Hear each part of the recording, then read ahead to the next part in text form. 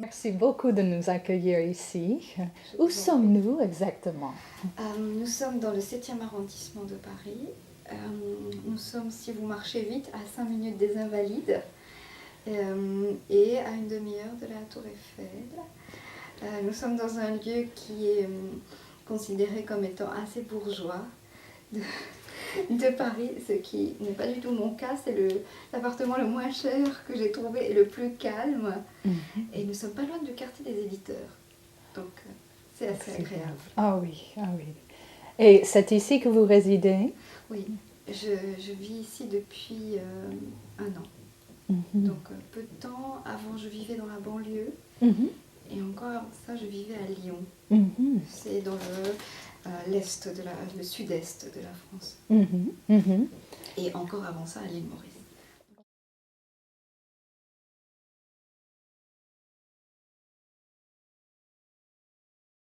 Je travaillais dans un journal à Maurice et j'ai eu une bourse pour travailler 3 mois dans un journal en France. C'était à Grenoble, pas loin de Lyon. Donc j'ai travaillé 3 mois. Et après, de fil en aiguille, j'ai eu un autre travail, donc je suis restée. Au départ pour 1 mois de plus, et puis pour 2 mois, et puis pour 1 an, et puis oui, ça fait 8 ans que j'y suis.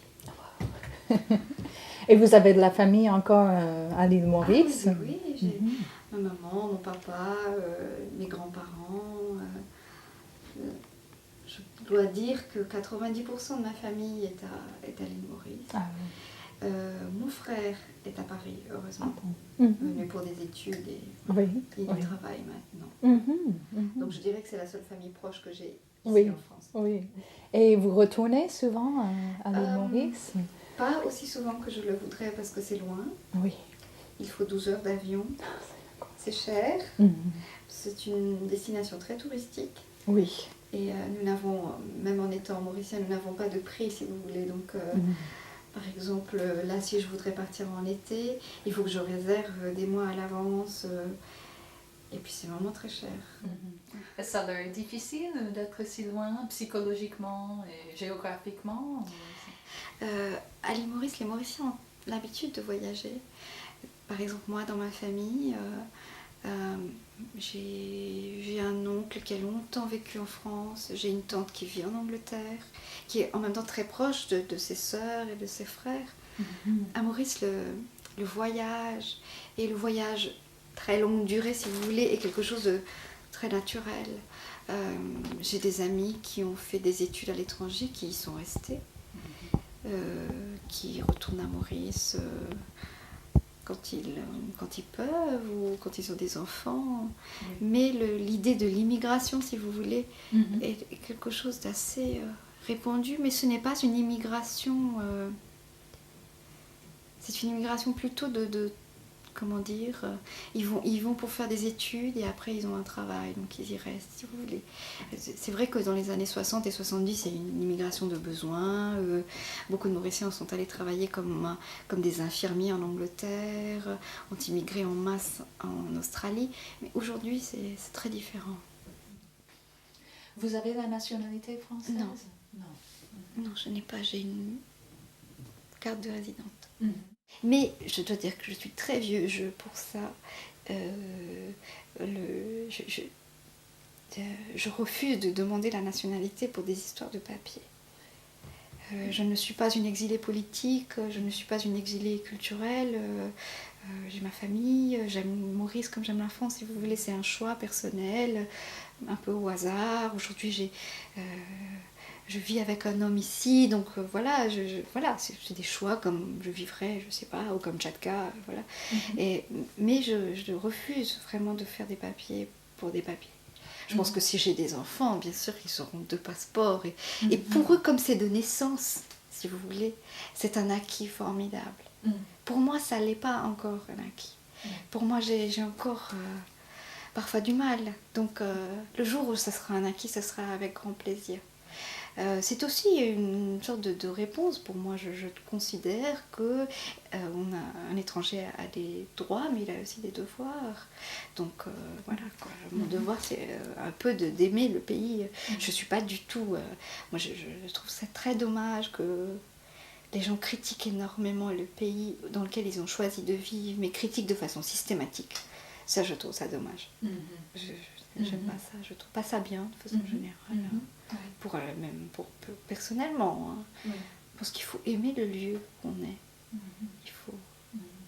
Pensez rester à Paris Alors là, j'aime beaucoup Paris. Moi, je trouve.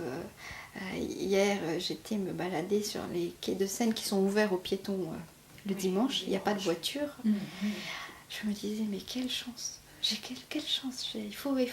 Non, enfin, je dis pas assez souvent, je remercie pas, j'ai beaucoup de chance de vivre ici, d'avoir rêvé de ça quand j'étais dans mon coin perdu à Maurice, et que la France pour moi c'était des cartes postales, et je pense que j'ai beau. Et puis c'est une très belle ville, c'est une ville magnifique, mais. Je pense qu'il y a des choses que j'ai laissées là-bas que je ne retrouverai pas ici, et vice-versa. Et vous étiez en banlieue avant de venir ici, dans le 7e. Oui. Quelle banlieue? Non, j'étais dans la banlieue à côté du bois de Boulogne. C'était une banlieue très chic, où les seuls accidents que je pouvais avoir, c'était avec des poussettes d'enfants. Donc c'était pas du tout la banlieue qui a pris feu ou des choses comme ça. Non. D'ailleurs, c'était très ennuyeux. Je ne veux pas dire le nom d'ailleurs. Oui. Non, mais je veux dire, c'était comme on appelle aujourd'hui les banlieues dortoirs, très... une banlieue assez chic, où l'homme travaille, la femme a des enfants. Donc c'est une certaine idée de la famille. Oui. Et donc vous avez fait un peu le parcours inverse de la narratrice de la Nostana, c'est-à-dire vous avez commencé à Lyon pour atterrir à Paris. Oui, voilà. Elle a commencé à Paris et elle a atterri à Lyon. Oui, tout à fait. Oui. La seule chose à peu près vraie dans cette histoire, c'est que Anna dit qu'elle habite rue du Château. Oui. Et ça existe, rue du Château, dans le 14e. Moi, j'ai eu un studio là-bas. Ah bon? Ah, très bien. Et j'ai beaucoup aimé ce studio. Quand j'étais à Lyon, je venais à Paris pour enseigner ou pour travailler, etc. Parce que la France est aussi un pays très, comment on dit, régalien. Tout se passe à Paris. Alors, quand vous êtes journaliste en freelance, on vous dit tu vis à Lyon, mais il faut venir à Paris. Mais en fait, c'est pas vrai. Hein. C'est pas vrai. Enfin, moi, je le vois bien. Hein. Il faut être dans un certain milieu.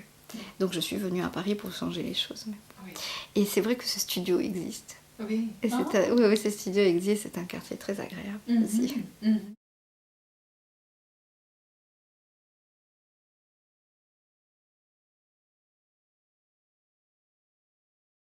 Ma maman est enseignante au primaire, et je pense qu'elle lit plus pour voir si je fais des fautes. Mais non, elle lit mes livres. Je dirais que aujourd'hui, c'est un peu plus inscrit, si vous voulez, dans leur imaginaire. Je pense qu'ils avaient une autre idée de la vie pour moi. Je pense que pour eux, ce n'est pas un vrai métier. Oui, je pense. Pour eux, c'est pas un vrai métier. Et encore, je pense que si mon frère avait choisi ça, ça aurait été encore plus terrible. Parce que c'est un homme, il doit bien gagner sa vie.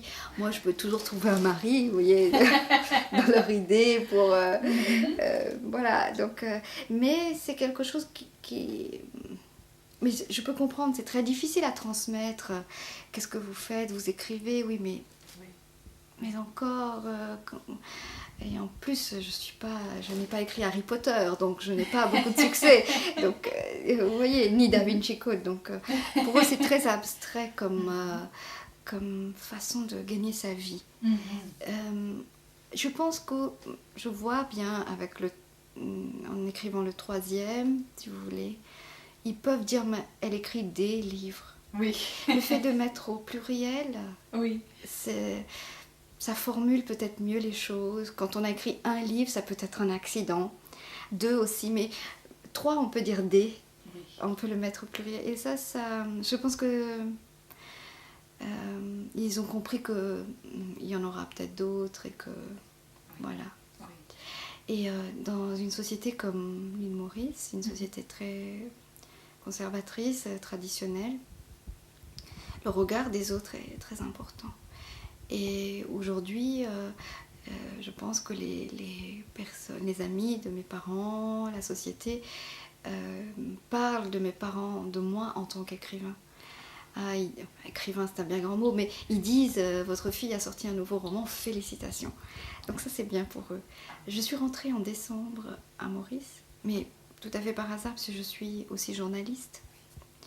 Et j'ai été faire un reportage dans une île qui est à côté de Maurice, qui est absolument magnifique, qui s'appelle Rodrigue, à l'état sauvage, où la solidarité entre humains a encore un sens. Et comme il faut encore passer à Maurice, je suis rentrée 4 jours chez mes parents. Et je me souviens, j'ai été faire des courses avec ma maman. Et elle a rencontré une amie collègue à elle. Et elle lui a présenté en disant « Tiens, tu sais, c'est ma fille ». Et la femme a dit « Ah, c'est ta fille qui écrit ?» Elle a dit « Oui, oui ». Et j'étais là, mais la femme a félicité ma maman. Elle m'a ignorée, comme si je n'existais pas. Elle a dit « Ah, mes félicitations », etc. Et je pense que c'est ça, en fait. C'est les parents qui... C'est tout à fait normal, quelque part. Mais pour revenir à votre soutien, je pense que si j'avais eu des parents, je dirais occidentaux, ça aurait été différent. Ça aurait été différent. Oui. Là, c'est un choix envers et contre tous. Oui, oui. Ouais. Et ils vous lisent ces gens sont au courant de la sortie des livres, etc. Ils ne lisent pas. Non, ils ne lisent pas. Ils sont au courant parce que les journaux le lisent, parce qu'il y a une photo. Mais je pense qu'il y a très peu de gens de ma famille, ma maman bien sûr, j'ai peut-être des cousines plus jeunes que moi, qui font le français ou l'anglais, ou qui ont été à l'université, qui font un effort pour lire. Mais il faut savoir aussi que quand le temps que le livre arrive à Maurice, il prend une telle inflation au niveau des prix que c'est difficile pour l'acheter.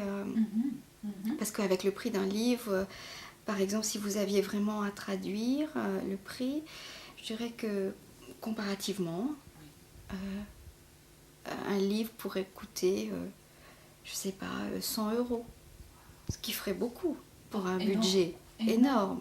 Donc pour un Mauricien, vraiment faire la démarche d'acheter un livre comme ça, d'un auteur qui n'est pas connu, bon, c'est difficile. Oui. Il y a un vrai effort à faire sur le prix des livres. Absolument. Oui. Donc je peux comprendre que les gens n'achètent pas. Et puis il y a aussi, je pense, cette idée que les Mauriciens qui écrivent, c'est pas très bon. Enfin, c'est pas aussi bon qu'un Français ou qu'un Américain ou qu'un Anglais qui écrirait. Vous voyez ? Oui. Il y a toujours... peut-être parce qu'on est, je sais pas, on est un peu considérés comme étant des écrivains amateurs. Je vois bien, par exemple, pour quand vous avez des prix, ça va, là c'est bon.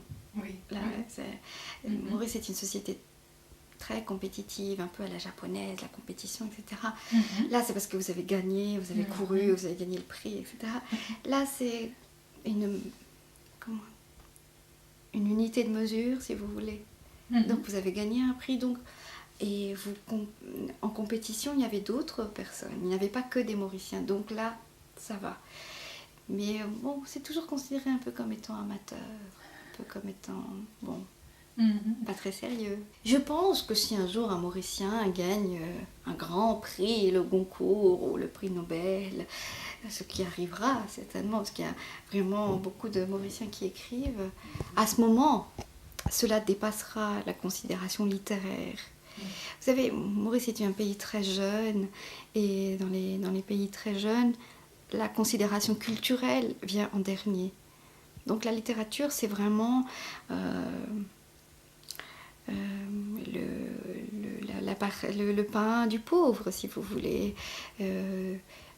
Bon, il y a des Mauriciens qui travaillent à la NASA, par exemple, ça c'est important, qui sont mathématiciens, ça c'est vraiment important. Et bon, on peut comprendre que la culture c'est après, le patrimoine c'est après. Donc je pense que peut-être d'ici 100 ans, à ce moment, la littérature mauricienne aura à Maurice sa vraie place.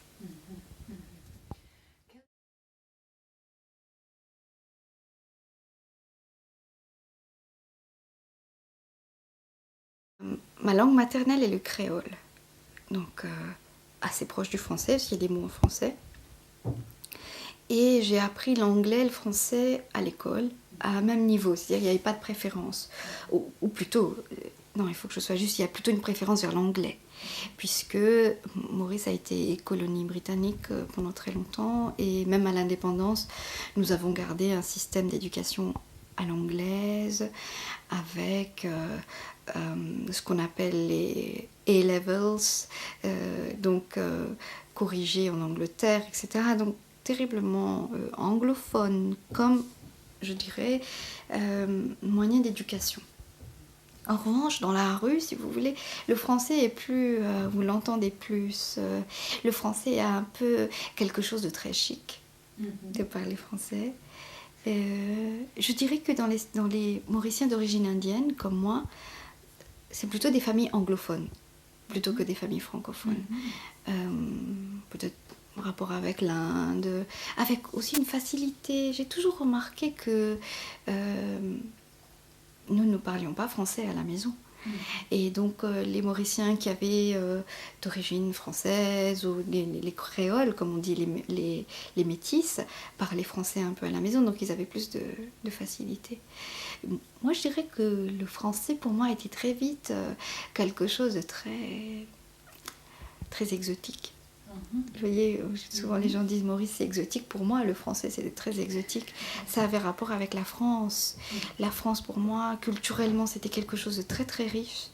Et très tôt, j'étais très marquée par ça, par un besoin de théâtre, de cinéma, de littérature. Et tout ça, c'était concentré en France. J'étais aussi très marquée parce que j'avais un oncle qui vivait en France et qui était marié à une Française, et elle était prof au lycée. Et quand elle venait en vacances, elle emmenait ses manuels scolaires, je pense, donc d'enseignement du français. Et j'étais fascinée parce qu'il y avait des extraits littéraires. Et moi, j'adorais ça, les extraits. Mais vraiment, c'était des poésies, du classique, du contemporain. Donc, moi, je lisais ça comme on lirait des romans, si vous voulez. Donc, je lisais des extraits, je restais sur ma faim, je passais à un autre extrait. Et comme si le fait de ne pas avoir de roman en entier, ça m'a attisée, vous voyez, envers le français. Et plus tard, c'est vrai que j'ai beaucoup lu le magazine Lire, qui est un magazine aussi qui propose beaucoup d'extraits. Beaucoup d'extraits, et je sais qu'il y avait une polémique il y a quelques années en disant que c'était pas bien. Oh là là, moi je disais, mais qu'est-ce que c'était bien pour moi? Parce que c'était les livres que je pouvais pas acheter pour la raison que je vous ai dit avant, que c'était trop cher, et puis beaucoup de livres n'arrivent pas à Maurice, tout simplement. Hein. Et donc il faut qu'il soit best-seller, il faut que ce soit un auteur connu. Donc moi je me nourrissais de ces extraits-là. Mais je crois que la décision où le français a pris vraiment une place à part, parce que je lisais aussi beaucoup d'anglais. Je lisais...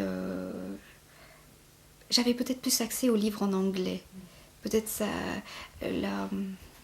l'exotisme était moins dans l'anglais que dans le français. Quand j'ai eu 12 ans, j'ai lu Albert Camus.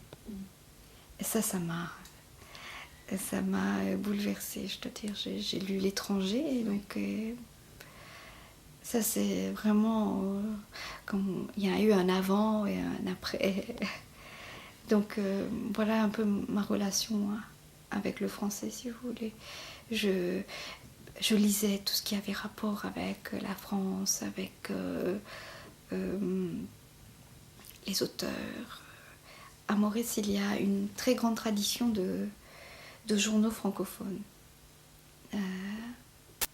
avec des pages littéraires, des suppléments littéraires. Et je lisais ça avec impatience. Et on pouvait collaborer à ça, on pouvait écrire des petites histoires, etc. Et quand j'ai eu 17 ans, j'ai envoyé en douce une nouvelle à ce journal qui avait organisé un concours littéraire et je l'ai gagné. Et donc j'étais publiée dans ce journal et j'ai collaboré, j'ai envoyé des petites histoires. Donc je dirais que c'est des petits détails que le rapport avec le français. Et que très tôt en revanche, l'écriture intime, forcément au départ, c'est un exercice très intime, est lié au français. Je n'ai jamais écrit en anglais. Je lis, si vous regardez ma bibliothèque par exemple, je lis autant d'anglais que de français. Aujourd'hui j'aurais tendance plus à lire d'anglais, c'était très intéressant. Je trouve qu'il y a un vrai renouvellement dans la littérature américaine ou la littérature anglaise avec des auteurs venus d'ailleurs. Mais mon monde imaginaire est en français. Et ça, je pense vraiment que ça a rapport avec ce que j'ai lu. Le fait que j'ai lu Albert Camus et que ça m'a vraiment fait un coup au cœur. Ça, c'était vraiment très important. Oui. Puis après, je pense que c'est l'exercice. Le fait d'avoir toujours écrit en français, d'avoir toujours pensé mes histoires en français. Je pense que si je faisais des efforts, je pourrais écrire, bien sûr, une histoire rêvée, je veux dire, mais je peux tout à fait faire des lettres très officielles en anglais, je le fais très bien, ça. Ça, je le fais très bien. Est-ce que vous êtes tout simplement un écrivain francophone? Est-ce que cet adjectif pose problème pour vous par rapport... Elle ne me pose pas problème, mais je ne me définis pas comme ça. Je dirais que je suis un écrivain de langue française. Voilà, je trouve que c'est plus juste. En plus, je trouve que c'est plus joli de langue française. Je trouve que mon travail n'a pas rapport avec la francophonie comme on l'a décrit. Pour moi, la francophonie a un sens politique, un sens peut-être frontalier par rapport au pays, aux frontières, a peut-être un sens financier, si j'ai bien comprendre. Mais pour moi, elle n'a aucun sens littéraire. Alors dire que je suis écrivain francophone, je ne comprends pas très bien ce que ça veut dire. Bon, si on parlait d'un Suisse qu'il était écrivain francophone, peut-être, mais bon. Je trouve qu'il y a tellement de différences entre francophone et francophone que je préfère, moi je dis toujours je suis un écrivain de langue française. Alors c'est vrai que si vous me demandez vraiment, je préfère dire que je suis écrivain. Point. Voilà. Oui. Je trouve que tout écrivain d'ailleurs, je suis tout le monde, je suis toujours étonnée de voir, l'autre fois j'avais entendu Tahar Ben Jelloun, et on se dit, bon, c'est ce genre de personne qui n'a pas de problème avec ça, mais bien sûr qu'il les a. J'ai un écrivain que je connais qui s'appelle Vassilis Alexakis. Oui, le grec. Le grec. Il est très intéressant pour ça, puisque lui, il écrit ses livres. Il a des livres qu'il écrit en français, qu'il traduit lui-même en grec. Et il a des livres qu'il écrit en grec et qu'il traduit en français. Et il a vraiment...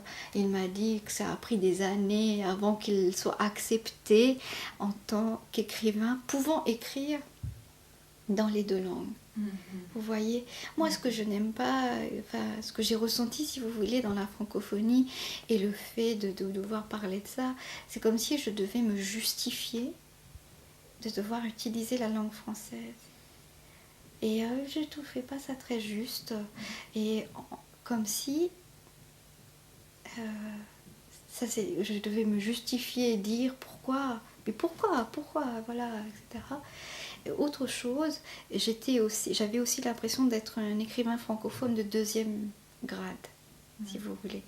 Par exemple, si j'étais chinoise et que j'écrivais en français, j'aurais été... Ah, ça c'est un honneur pour la langue française. Comme si ma langue maternelle à moi, elle n'était pas assez importante.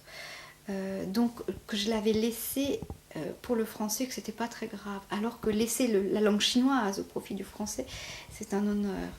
Vous voyez, donc je vous parle de sentiments que j'ai eu, hein, personne me l'a dit de toute façon. Oui. Donc ça, je trouve ça un peu regrettable. Je pense que si un jour je fais une psychanalyse où j'essaie d'expliquer vraiment pourquoi j'ai choisi la langue française, je ne saurais pas. Je pense que voilà, c'est quelque chose qui reste un peu mystérieux. Et c'est bien comme ça. Oui. C'est bien comme ça. Donc, j'ai des amis mauriciens qui écrivent en langue française qui n'ont pas du tout mon histoire. Vraiment pas du tout mon histoire, qui n'ont pas... Voilà, qui ont fait ce choix pour d'autres raisons.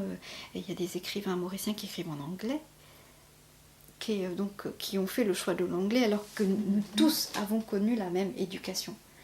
Donc, comme on dit, le libre arbitre a quand même sa place dans le choix d'une langue. Oui.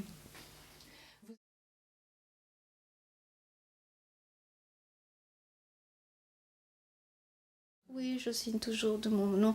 Comme vous avez pu le remarquer, mes 2 premiers livres ont un nom ajouté qui est le nom de mon mari, comme on s'est séparés. Donc je re-signe de mon nom de jeune fille, si vous voulez. Et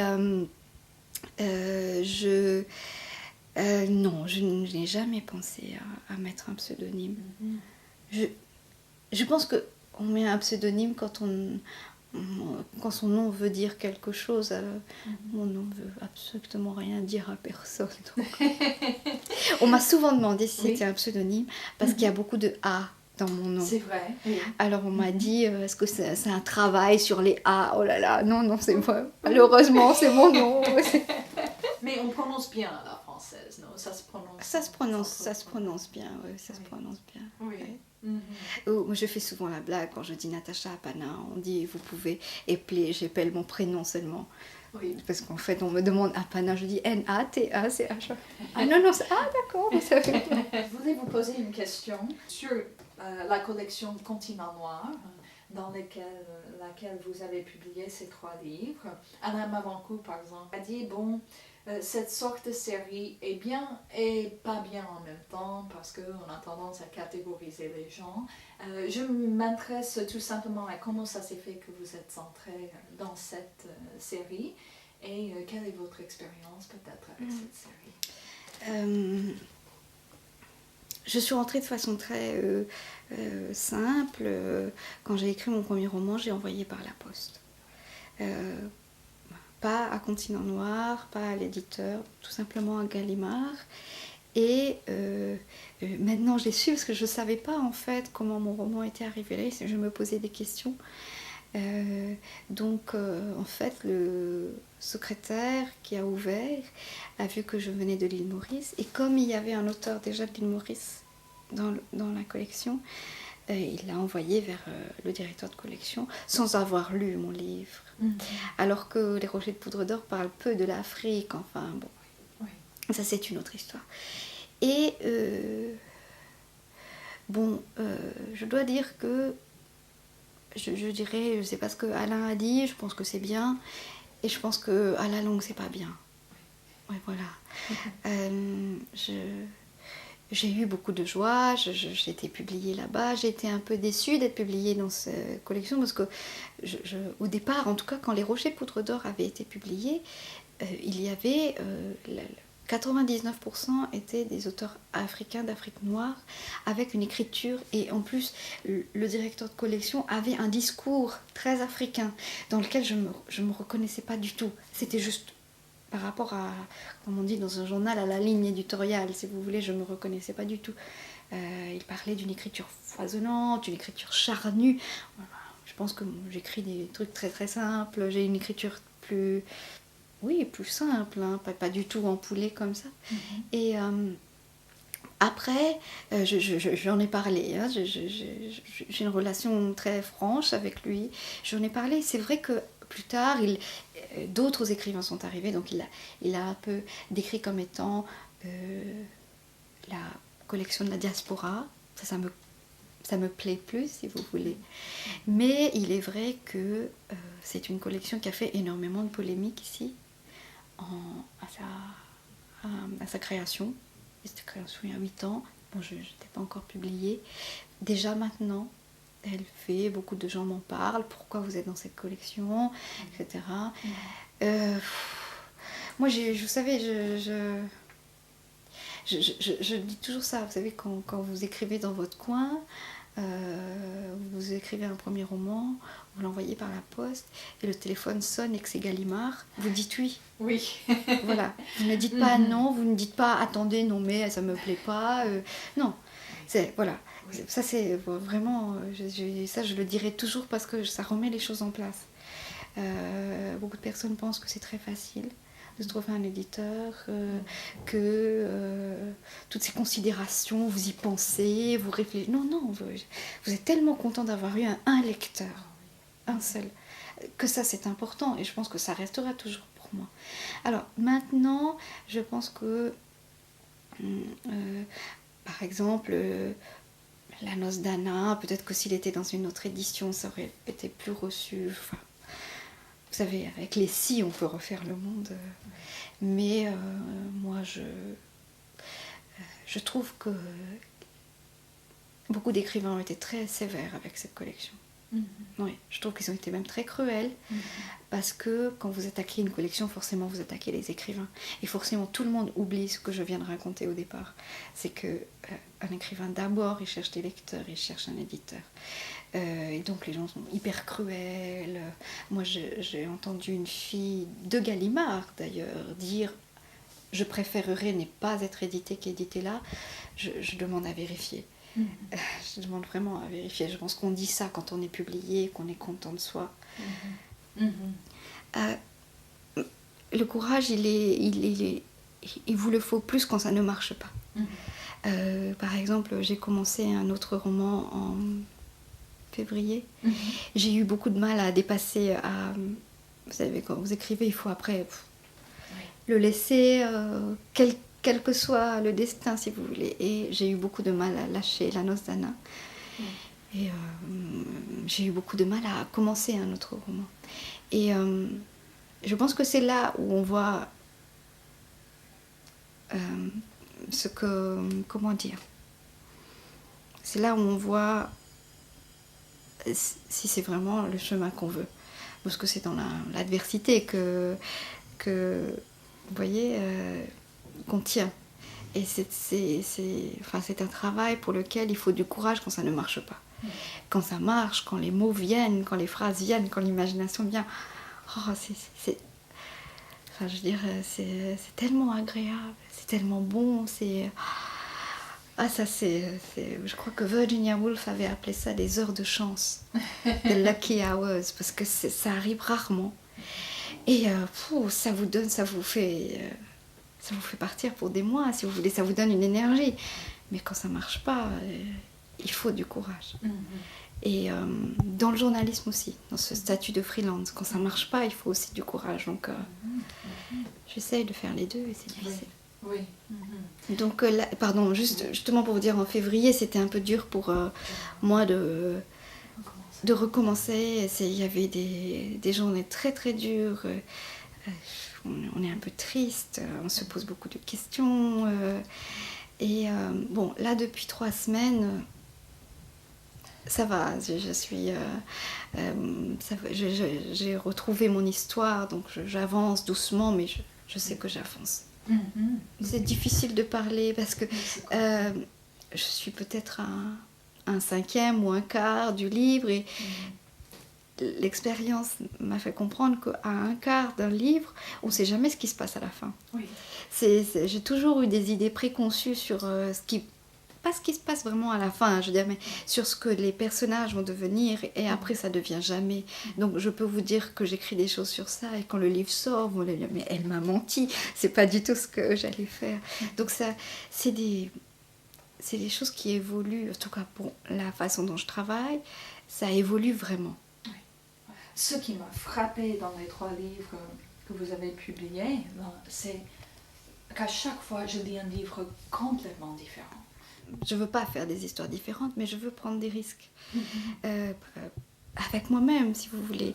Je trouve que un écrivain qui va toujours là où il sait qu'il sait faire les choses, c'est pas très bien. En tout cas, moi, j'aime pas trop ça. Et donc, pour le premier, c'était mon premier roman. Le premier roman est toujours quelque chose de nouveau. Voilà, c'était une histoire que je voulais raconter, peut-être avec laquelle j'étais un peu plus à l'aise, donc c'était plus facile pour moi. Et pour moi, je veux savoir, par exemple, quand vous avez parlé de ma voix, certainement ma voix, elle reste toujours la même. Il y a toujours une voix. Dans le premier, c'est la voix de ces gens-là. Dans le deuxième, c'est la voix de Maya, cette fille qui travaille à l'hôtel. Dans le troisième, c'est la voix d'Anna, cette femme d'un certain âge. Ça, c'est ça qu'il faut attraper. Pour moi, c'est ça qui est important. C'est ce personnage-là, ce fil-là qu'il faut attraper. Mais pour moi, ce qui me permet d'avancer, c'est de me dire, par exemple, pour le deuxième, est-ce que je pourrais, après le premier, aller dans quelque chose de très intimiste, où on devra parler du corps. Et je viens d'une famille, d'une société qui est très pudique, très comme ça. Et est-ce que je pourrais faire ça ? Est-ce que je pourrais raconter ça ? Et est-ce que je pourrais aller vers la poésie, si vous voulez ? Je voulais vraiment décrire l'île de façon très crue et poétique.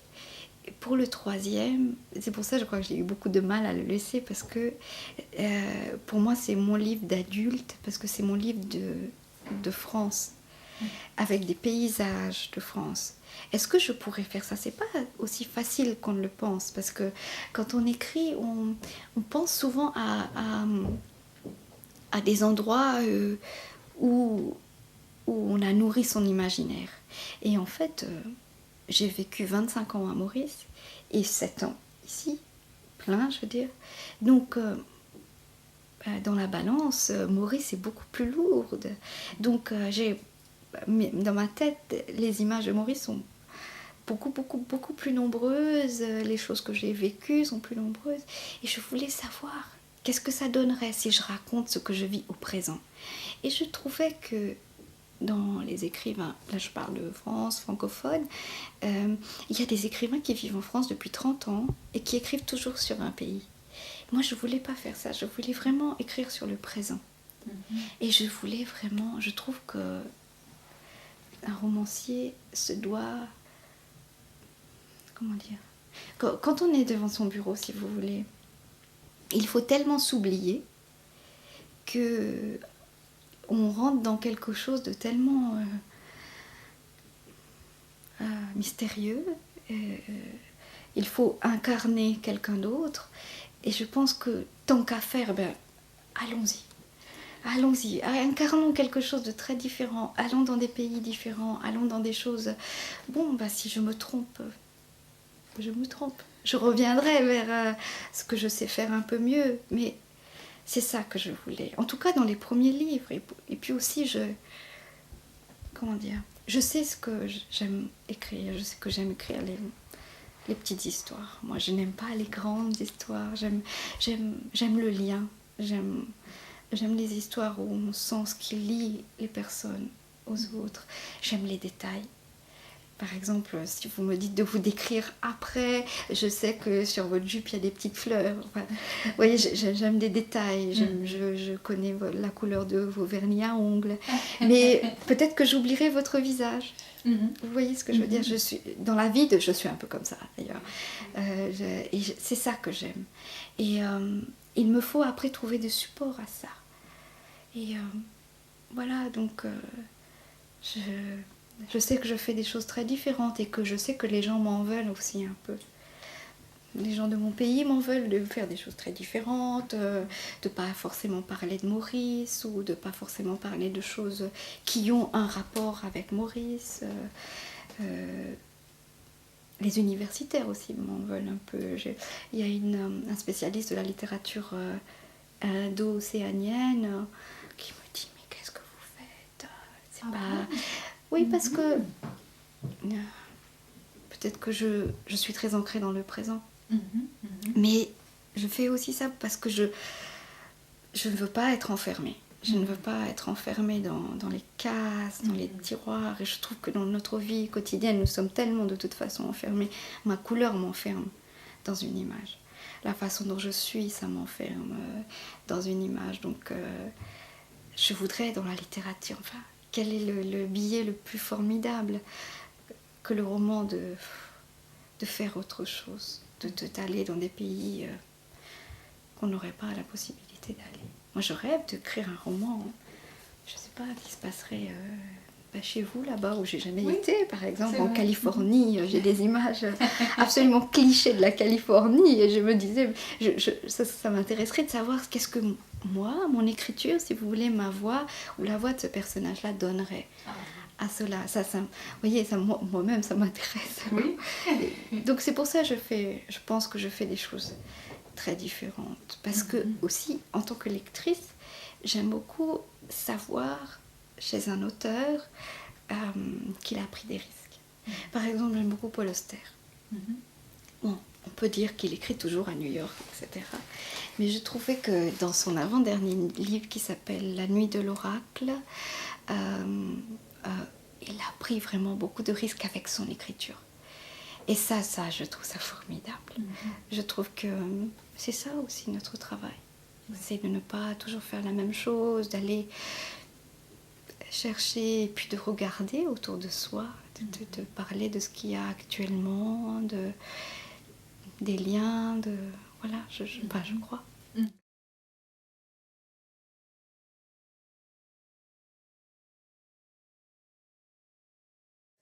Est-ce que vous êtes allé en Inde? Non. Vous connaissez l'Inde? Je ne suis jamais allée en Inde. Par exemple, j'ai un très bon ami qui est indien. Je me garde bien de parler de l'Inde avec lui parce qu'il va me dire « Mais attends, l'Inde à toi, elle est complètement romanesque et imaginaire. » Je pense que je ne pourrais jamais écrire un livre qui parle de l'Inde aujourd'hui. Je serais tellement à côté de la plaque. Je n'ai jamais été là-bas. Mais l'Inde du 19e siècle, je pourrais en parler. Je pourrais dire, puisque mes grands-parents m'en ont parlé. J'ai vu des vieilles personnes qui étaient tellement indiennes dans leur façon de faire. Et il est vrai que les premiers, comme on appelait les camps d'habitation des Indiens, c'était une reproduction de l'Inde. Ils étaient là, ils vivaient à l'indienne, ils cuisinaient à l'indienne. Donc ça m'a été plus facile, si vous voulez. Mais je pense que si je devais parler de l'Inde actuelle, ce serait un peu plus difficile. Mais je n'ai jamais été en Inde. Mais j'espère y aller un jour. Et à Londres, nous avons quelques scènes à Londres. Oui, j'ai été de temps en temps à Londres. J'aime beaucoup cette ville. J'aime beaucoup cette ville. J'aime beaucoup la façon dont l'étranger n'est plus étranger, mais il le reste. Enfin, je ne sais pas comment expliquer ça. C'est-à-dire, on voit des femmes en sari, des punks, etc. Mais ils sont différents, forcément, à la façon dont ils s'habillent, mais il n'y a pas de... Il n'y a aucune différence. Comment vous dire? Par exemple, j'ai un ami qui m'a raconté une histoire et je l'ai trouvée très très symptomatique. Il m'a dit un jour il était à Londres, c'était assez tôt le matin, ils sortaient de discothèque et ils avaient perdu leur chemin. Et donc, lui, c'est un Français, il était avec les Anglais, et pour demander, les Anglais qui n'étaient pas londoniens, je veux dire. Et donc, pour demander leur chemin, il y avait un groupe de punk gothiques qui s'avançaient, ils ont demandé leur chemin. Et lui, il a eu complètement peur, franchement, à 4 heures du matin, demander ses...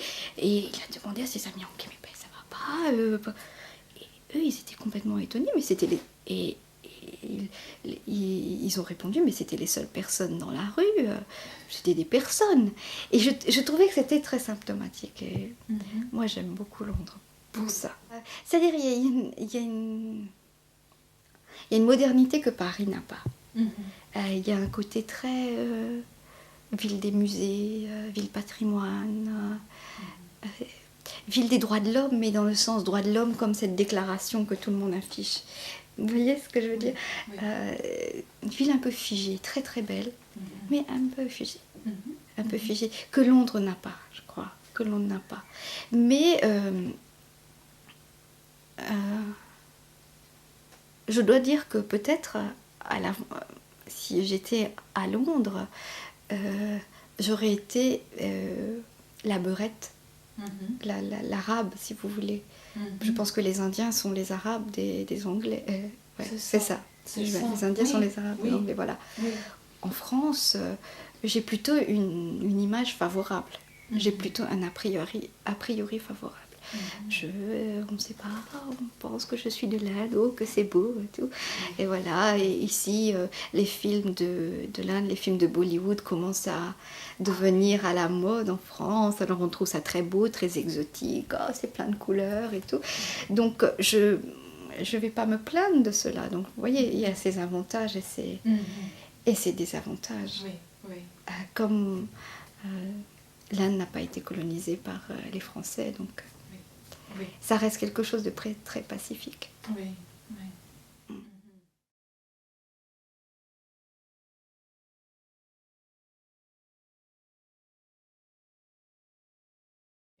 Est-ce que vous êtes mère? Non, je ne suis pas maman. C'est vrai. Non, je ne suis pas maman. La bonne manière voudrait que je dise pas encore. C'est vrai ça. Non, je n'ai pas d'enfant. Enfin, je suis une fille. J'ai une maman. Donc, j'ai choisi de raconter l'histoire d'un autre point de vue. Je pense que ce serait été trop évident. Et je dois dire que, en fait, quand Anna est très jeune, elle est très libre, etc. Elle a voyagé, elle a connu plein de choses, elle a fait des choix. D'écrire est un choix, d'en faire son métier, et surtout d'avoir un enfant toute seule, c'est un choix aussi. Et je pense que quelque part elle est plus jeune que sa fille. Et c'est vrai qu'il y a un brouillage de génération qui est très intéressant. Ou des gens de mon âge, j'ai 33 ans, qui sont complètement figés dans l'adolescence, qui ont des enfants, hein, qui ont des bébés, etc. Et qui vont à des soirées où on passe des... Comment on dit ça? Des génériques de bande dessinée, enfin, complètement dans l'adolescence.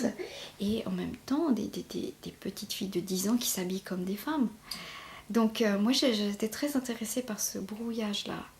Et je pense que, enfin, ce que je voulais, je ne sais pas si c'est très visible dans le livre, je voulais aussi parler du choc culturel. On parle souvent de choc culturel entre des peuples ou des immigrés et des autochtones, etc. Moi je voulais parler du choc culturel dans une famille. Comment... Sonia, je me trompe moi-même entre Sonia et Anna. Bon, ça fait 2 ans que je l'ai écrit. Sonia est très... elle a eu une éducation traditionnelle, elle a fait ses choix toute seule, si vous voulez, elle s'est construite toute seule. Alors qu'Anna, c'est une petite Française. Elle n'est pas du tout... comment dire, Elle n'a pas du tout une double culture. Sa mère ne lui a pas donné une double culture d'ailleurs, hein, parce qu'elle n'est jamais allée dans le pays natal de sa maman. Et donc il y a vraiment une façon d'être éduquée qui est très différente. Et puis, je voulais aussi dire que la couleur des deux sont... la maman, elle peut me ressembler, je dirais, elle est mate comme moi, mais elle a eu son enfant avec un Anglais et sa fille est très pâle. Et j'ai toujours été très étonnée des gens qui disent... j'ai eu l'impression que les gens aimaient mieux leurs enfants si les enfants physiquement leur ressemblaient. Je trouve ça terrible de chercher absolument le gène ressemblant, vous savez, le gène qui vous lie.